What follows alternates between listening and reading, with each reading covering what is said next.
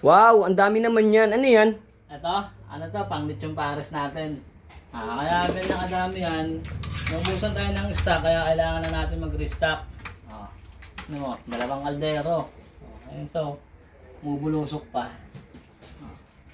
Pagka silaga, air fry lang natin ng mga higit 5 oras. Saka natin ipiprito. Bakbakan to. Ang dami-daming prituin to. Yes. Lechon pares.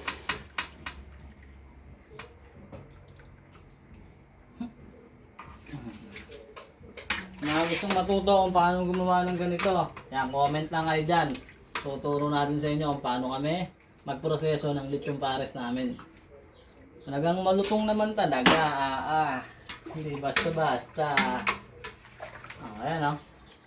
Pagkasilaga, ipiprito.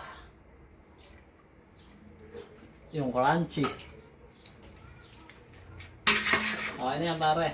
Para pag nag-comment sila, saan lang natin gagawin yung gusto nilang mangyari. Okay, banat.